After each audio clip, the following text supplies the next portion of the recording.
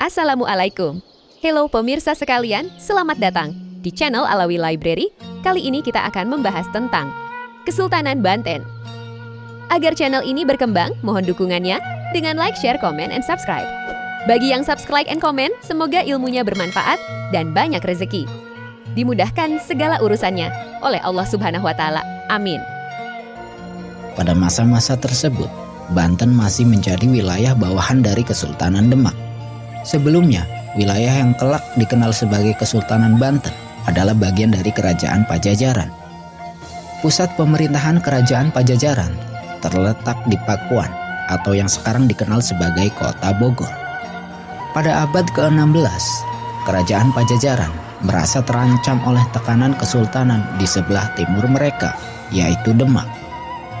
Untuk mengatasi ancaman itu, Pajajaran mengizinkan Portugis untuk membangun kantor dagang dan benteng di pelabuhan utama Sunda Kelapa.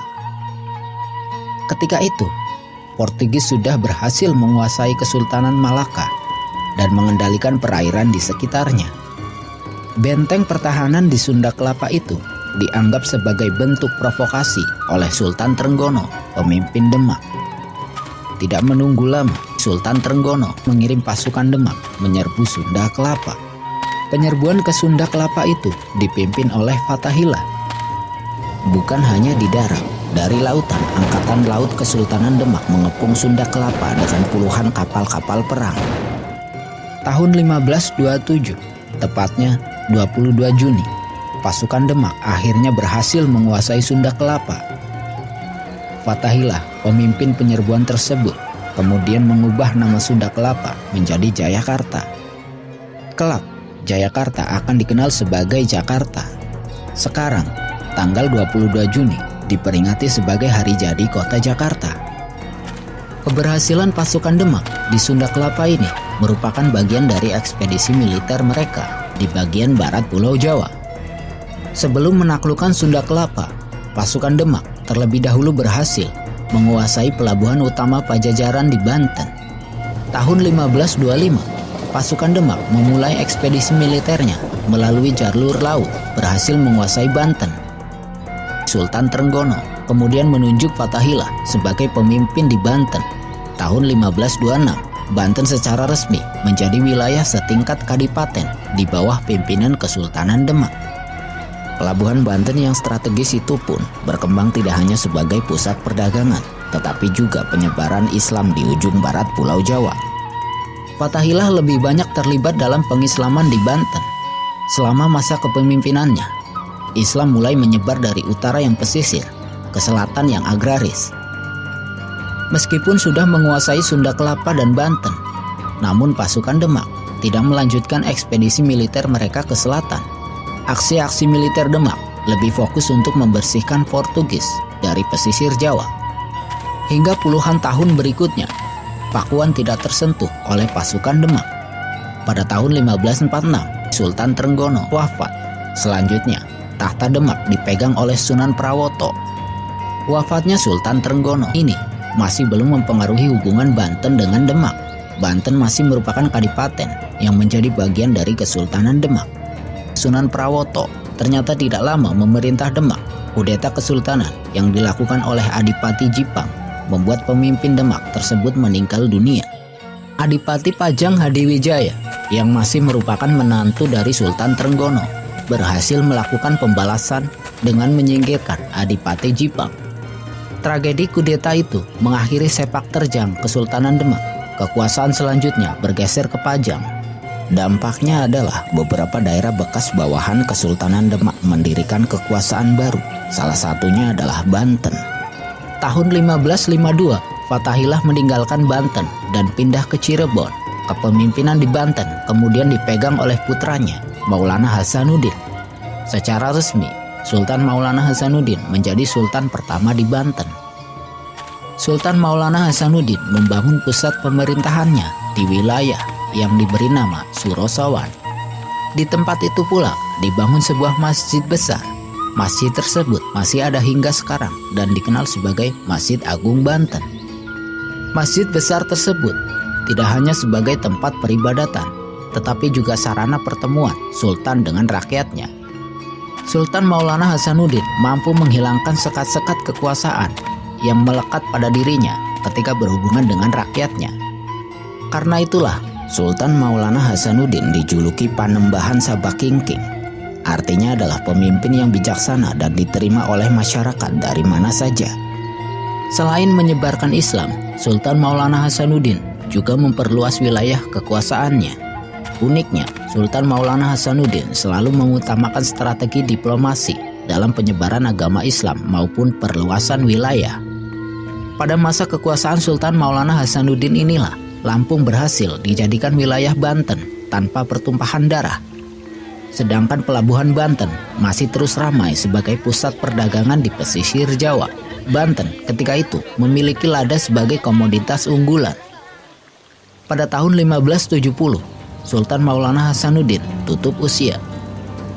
Selama masa kekuasaannya, Sultan Maulana Hasanuddin berhasil membangun pondasi kesultanan yang mandiri, melepaskan diri dari bayang-bayang Pajajaran maupun Demak. Sepeninggal Sultan Maulana Hasanuddin, tahta Banten dilanjutkan oleh Sultan Maulana Yusuf. Di masa kekuasaan Sultan Maulana Yusuf inilah, Pajajaran yang berpusat di Pakuan mulai mendapatkan tekanan. Dari era Demak hingga Sultan Maulana Hasanuddin, Pajajaran masih tetap berdiri dan menjadi satu-satunya kerajaan Hindu-Buddha yang tersisa di tanah Jawa. Tahun 1579, pasukan Banten pun berhasil mengepung istana Pajajaran di Pakuan. Pengepungan itu berhasil mengakhiri dinasti Pajajaran yang telah berusia ratusan tahun. Jatuhnya Pajajaran memperkuat kedudukan politik dan ekonomi Banten di bagian barat Jawa. Tahun 1580, setahun setelah menguasai Pajajaran, Sultan Maulana Yusuf wafat. Tahta Banten dilanjutkan oleh Sultan Maulana Muhammad yang ketika itu masih berusia 9 tahun. Karena usianya belum mencukupi, pemerintahan untuk sementara diwakili oleh Mangkubumi dan ulama. Setelah usia mencukupi, Sultan Maulana Muhammad mulai memegang kendali pemerintahan. Pada tahun 1596, Sultan Maulana Muhammad memimpin ekspedisi militer ke Palembang. Ekspedisi militer ini sebagai jalan untuk menguasai rute perdagangan laut di pesisir timur Sumatera hingga ke Selat Malaka. Sayangnya, dalam ekspedisi militer itu, Sultan Maulana Muhammad wafat dalam sebuah pertempuran. Sultan Maulana Muhammad kemudian dimakamkan di Kompleks Masjid Agung Banten. Sepeninggal Sultan Maulana Muhammad, tahta Banten dilanjutkan oleh putranya, Abul Mufakhir Mahmud Abdul Qadir, atau yang dikenal juga sebagai Pangeran Ratu. Ketika itu, Abul Mufakhir Mahmud Abdul Qadir masih berusia 5 bulan. Sehingga jalannya pemerintahan diwakilkan kepada Mangkubumi dan ulama. Pada tahun 1596 pula, bangsa Eropa lainnya merapat di Jayakarta. Di bawah pimpinan Cornelis de Houtman, armada dagang dari Belanda itu akhirnya menemukan rute pelayaran dari Eropa hingga ke jauh sebelah timur mereka, Pelabuhan Jayakarta.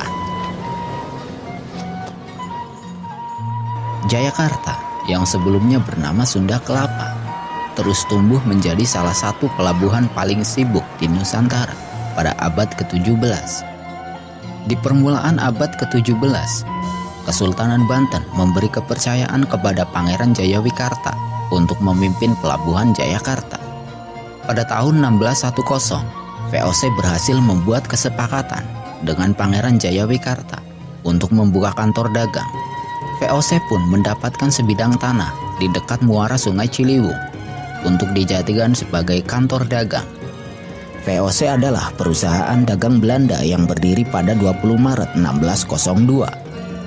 Adanya kantor dagang ini membuat VOC mendapatkan keuntungan yang berlimpah. Kapal-kapal VOC memuat ribuan ton rempah-rempah ke Eropa dan menjualnya dengan harga tinggi. Keuntungan yang melimpah ini membuat VOC mulai menyusun rencana menguasai Jayakarta dan menerapkan monopoli dagang. Tahun 1618, Jan Pieter Joen ditunjuk sebagai Gubernur Jenderal VOC. Misi pertamanya adalah menguasai Jayakarta. Bukan pekerjaan mudah bagi Pieter Joen.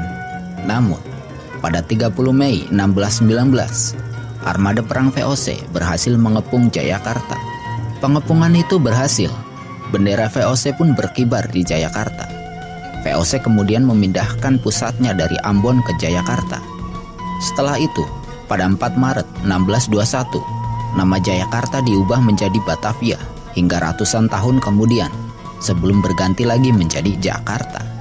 Pada tahun 1624, 5 tahun setelah jatuhnya Jayakarta, Abdul Mafakhir Mahmud Abdul Qadir pun akhirnya naik tahta. Begitu naik tahta, Sultan Abdul Mafakhir mulai memprioritaskan pada bidang pertanian dan pelayaran. Sultan Abdul Mafakhir juga sangat menentang monopoli perdagangan yang dilakukan oleh VOC. Akibatnya, armada perang kedua kubu saling bersitegang selama beberapa tahun lamanya. Pada tahun 1628, Kesultanan Mataram yang ketika itu dipimpin oleh Sultan Agung mengirimkan pasukannya ke Batavia. Sultan Agung merasa bahwa jika VOC tidak disingkirkan saat itu juga, maka akan membawa masalah di masa mendatang. Serangan ini gagal karena kurangnya suplai bahan makanan dan banyaknya lumbung-lumbung padi yang dibakar mata-mata VOC. Setahun kemudian, pasukan Mataram dalam jumlah yang lebih besar kembali menyerbu. Namun VOC berhasil menambah kekuatan mereka dengan mengirimkan pasukan tambahan dari Ambon. Serangan ini hampir berhasil. Pasukan Mataram dengan menggunakan tangga mulai memanjat tembok benteng VOC. Tentara VOC yang mulai putus asa tiba-tiba melakukan tindakan tak terduga. Mereka menyiramkan kotoran manusia ke arah para prajurit Mataram yang sedang memanjat tembok benteng. Tindakan tidak terduga itu membuat para prajurit Mataram mundur dan membersihkan tubuh mereka ke sungai. Serangan yang kedua ini gagal, namun tentara Mataram berhasil menewaskan gubernur VOC, Jan Pietersen Chun. Serbuan Mataram membuat VOC semakin memperkuat pertahanan mereka di Batavia. Meskipun serangan Mataram gagal, namun VOC menderita kerugian yang sangat parah. Setelah bertahan dari serangan Mataram, VOC yang mengalami kerugian besar pun memaksakan monopoli perdagangan terhadap Banten. Kapal-kapal VOC berusaha memblokade pelabuhan Banten. Ketegangan di perairan Banten segera pecah menjadi perang terbuka. Penghujung tahun 1633, perang besar Kesultanan Banten melawan VOC pun dimulai. Hingga 6 tahun lamanya, perang yang terjadi di darat dan di laut berlangsung dengan sengit. Sampai akhirnya, pada 1639, Kesultanan Banten dan VOC mengadakan gencatan senjata. Gencatan senjata itu menyisakan ketegangan politik dan militer sampai beberapa dasawarsa lamanya. Pada tahun 1651, Sultan Abdul Mufakhir meninggal dunia. Beliau dimakamkan di pemakaman Kenari, Banten. Tahta Banten diteruskan oleh penguasa terbesar yang tercatat dalam sejarah Banten, Sultan Ageng Tirtayasa. Sultan Ageng Tirtayasa memberikan perhatian yang sangat besar bagi rakyatnya. Puluhan kilometer kanal-kanal dibangun, bukan hanya untuk pengairan tetapi juga sebagai transportasi. Pembangunan kanal-kanal tersebut membuat rakyat Banten mampu membuka hingga 40.000 hektar areal persawahan baru. Bukan hanya persawahan, ribuan hektar perkebunan kelapa baru juga dibuat pada masa Sultan Ageng Tirtayasa. Kekuasaan militer Kesultanan Banten juga semakin tangguh. Ribuan prajurit baru direkrut serta dilatih dengan persenjataan modern, senapan panjang dan meriam. Angkatan Laut Kesultanan Banten pun tumbuh menjadi kekuatan militer yang sangat tangguh di Nusantara. Kapal-kapal perang berukuran besar dilengkapi meriam. Kemakmuran yang meningkat pesat membuat jumlah penduduk di kota Banten turut meningkat dengan pesat pula. Dalam catatan Macricleff, jumlah penduduk kota Banten pada masa Sultan Ageng Tirtayasa berkisar antara 150 hingga 200 ribu jiwa. Jumlah yang cukup padat untuk ukuran kota pada abad ke-17. Keberhasilan dalam bidang pertanian ini membuat sektor perdagangan Banten semakin berkembang. Pelabuhan Banten semakin padat oleh kapal-kapal dari berbagai negara. Kekuatan militer yang semakin besar membuat khawatir VOC. Mereka pun terus berupaya menambah kemampuan militer mereka. Tentara-tentara didatangkan baik dari Ambon maupun Belanda. Tahun 1656, perang terbuka kembali terjadi. Sultan Ageng Tirtayasa mengambil inisiatif dengan menyerang kapal-kapal VOC. Serangan itu dibalas oleh VOC dengan memblokade perairan Banten. saling balas serangan terjadi hingga 3 tahun lamanya. Tahun 1659 terjadi gencatan senjata antara Kesultanan Banten dengan VOC. Namun, sebagaimana sebelumnya, gencatan senjata itu hanya memperpanjang ketegangan antara Kesultanan Banten dan VOC. Gencatan senjata itu tidak menghentikan Sultan Ageng Tirtayasa untuk memperluas kekuasaan Banten. Sementara itu, jauh di sebelah timur Banten, Mataram yang besar mulai diambang kejatuhannya. Sebuah pemberontakan yang dipimpin Trunojoyo hampir saja mengakhiri dinasti Mataram. Sultan Ageng Tirtayasa pun menyatakan dukungannya terhadap Trunojoyo. Dukungan itu didasari campur tangan VOC terhadap kepemimpinan Mataram yang ketika itu dipegang oleh Sultan Amangkurat II. Bahkan pada tahun 1678, Sultan Ageng Tirtayasa menulis surat kepada Amangkurat II dan menuduhnya bukan seorang raja, namun hanya seorang biasa di bawah VOC. Tahun 1680, Sultan Ageng Tirtayasa akhirnya mengumumkan perang terhadap VOC. VOC benar-benar terancam oleh Banten, hingga kemudian menemukan jalan keluar yang brilian untuk mengatasinya, yaitu konflik internal. Putra mahkota Banten berselisih dengan Sultan Ageng mengenai pembagian tugas dan kekuasaan. Gubernur VOC saat itu, Cornelis Spelman, berhasil memprovokasi putra mahkota untuk melawan Sultan Ageng. VOC dengan segala sumber dayanya siap membantu sang putra mahkota untuk merebut tahta. Tentu saja VOC tidak memberikan bantuan secara gratis. Cornelis Spelman mengajukan beberapa syarat yang cukup berat. Salah satu syarat tersebut adalah monopoli perdagangan, sebuah hal yang Jan Pieter Sun Chun pun tidak sanggup melakukannya. Putra mahkota Banten setuju dengan syarat tersebut. Banten adalah bandar internasional dan memonopolinya akan mendapatkan keuntungan yang luar biasa besarnya. Namun, monopoli tersebut akan mengancam perekonomian Banten dan rakyatnya sekaligus. VOC berhasil menembus istana Sultan yang sebelumnya sudah dilanda konflik keluarga. Sultan Ageng kemudian mengalihkan perlawanannya dari hutan dan pegunungan. Maret tahun 1683, VOC berhasil menangkap Sultan Ageng Tirtayasa. Sultan Ageng Tirtayasa kemudian ditahan di Batavia hingga wafat pada tahun 1695. Setahun setelah tertangkapnya Sultan Ageng Tirtayasa, putra mahkota naik tahta dengan gelar Sultan Haji. Tahta yang dibayar dengan sangat mahal karena Sultan Haji harus menerima kenyataan yang tertuang dalam perjanjian bahwa segala urusan baik dalam dan luar negeri harus atas persetujuan VOC. Keberhasilan VOC menukangi kudeta putra mahkota Banten semakin menguatkan pengaruh mereka. Tahun 1685, VOC mendirikan sebuah benteng di kota Banten lama. Benteng tersebut diberi nama Spelwich untuk menghormati gubernur VOC, Cornelis Spelman. Tahta yang didapatkan Sultan Haji atas bantuan VOC itu ternyata merupakan kursi panas. Sultan Haji mengalami tekanan dari para pejabat istana yang muak akan campur tangan VOC. Rakyat yang tidak senang dengan monopoli perdagangan VOC pun mulai melakukan kerusuhan dan pemberontakan. Banten menjadi tempat yang tidak aman. Sementara itu, VOC yang makin leluasa sering menekan Sultan Haji untuk memenuhi segala tuntutan mereka. Berbagai tekanan membuat Sultan Haji jatuh sakit hingga berujung kematiannya pada tahun 1687. Tahta yang didapatkan dengan bantuan VOC itu hanya bertahan selama 3 tahun. Putra Sultan Haji kemudian naik tahta dengan gelar Sultan Abul Fath Muhammad Yahya.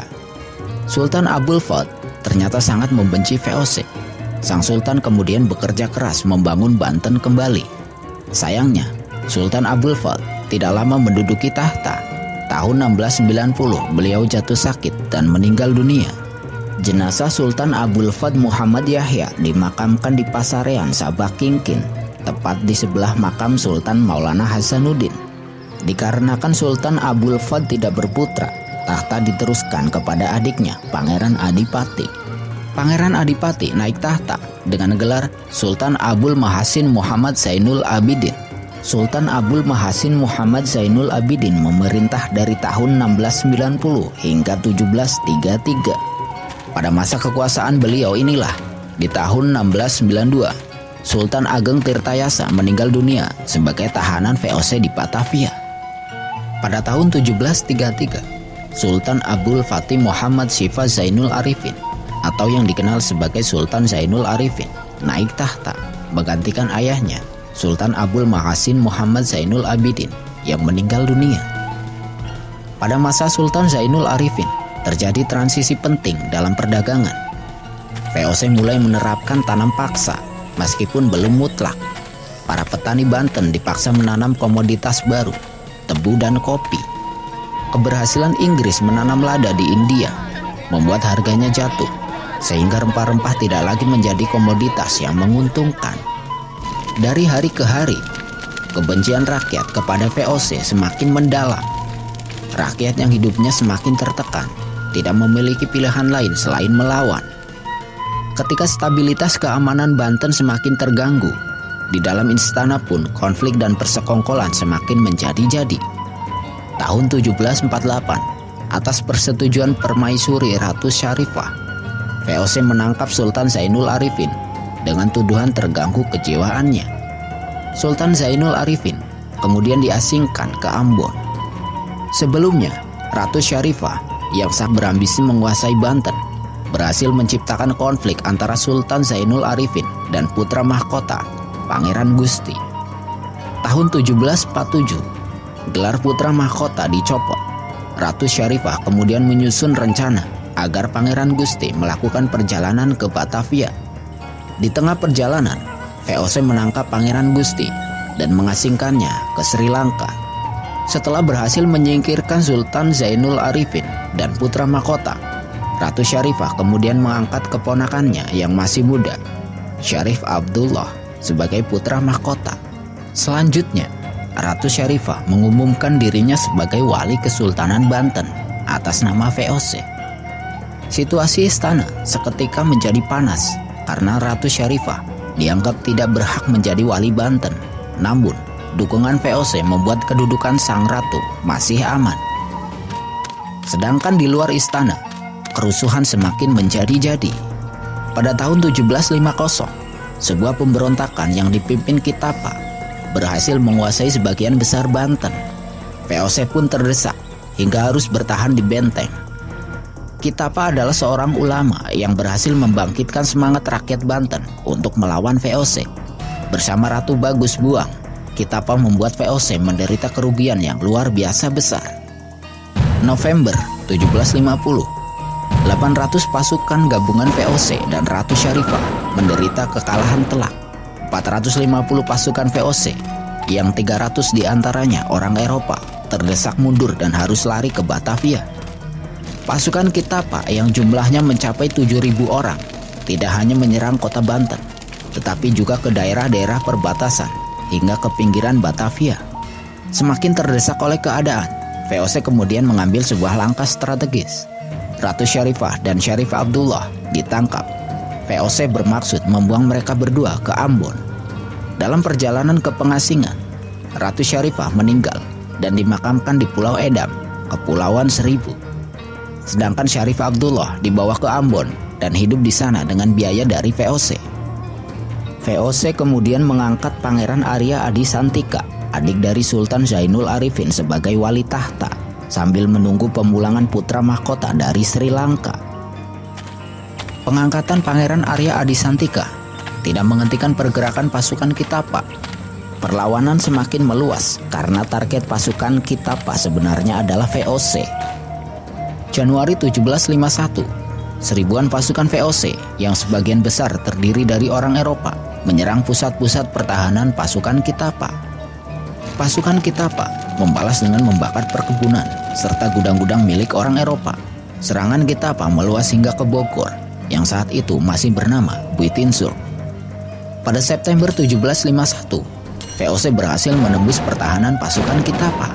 Kitapa, Ratu Bagus Buang, dan sisa pasukannya berhasil menyelamatkan diri. Hingga beberapa tahun berikutnya, Kitapa dan pasukannya masih terus melancarkan serangan kepada VOC. Tahun 1755, VOC berhasil menangkap Ratu Bagus Buang dan membunuhnya. sedangkan Kitapa dan pasukannya pergi ke timur untuk melibatkan diri dalam Perang Jawa membantu Pangeran Mangkubumi. Sementara itu, pada tahun 1753, Pangeran Gusti telah kembali dari pengasingannya dan diangkat menjadi pemimpin Banten dengan gelar Sultan Zainul Asyikin. Keamanan menjadi lebih stabil, namun Banten secara penuh menjadi jajahan VOC.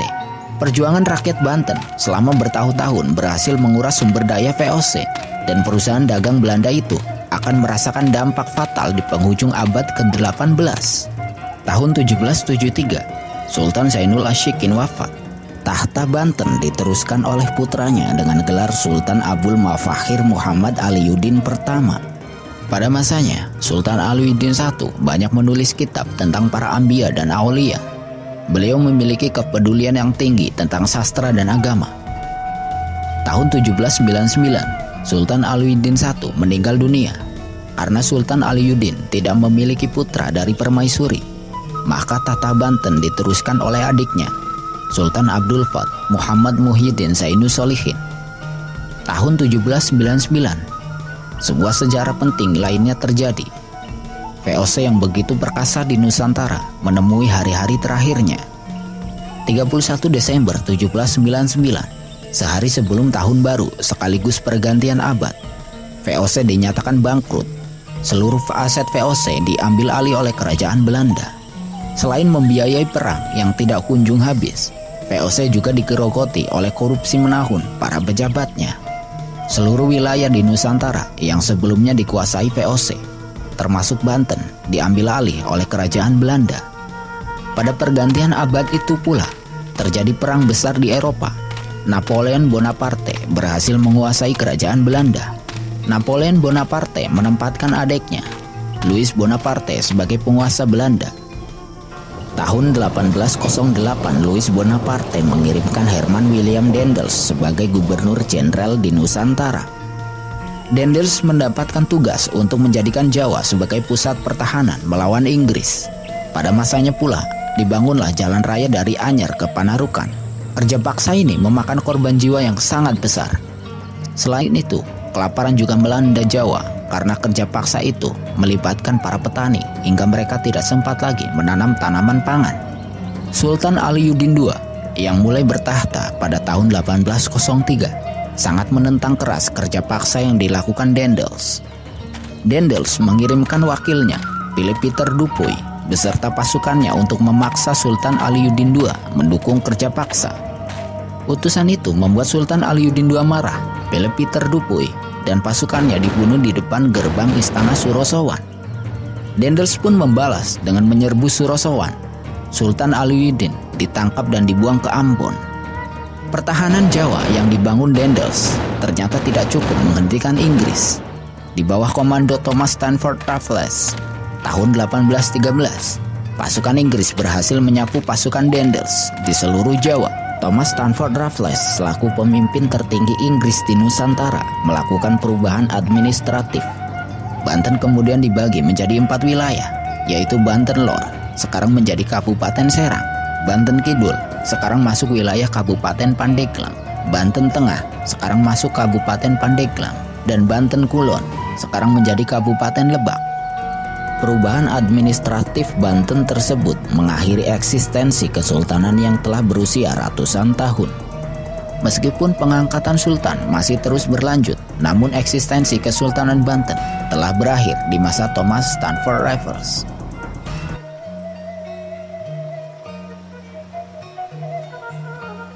Jangan lupa dukung channel Alawi Library dengan klik subscribe, like, komen, share, dan jangan lupa nyalakan loncengnya agar tidak ketinggalan apabila ada pembahasan yang lainnya.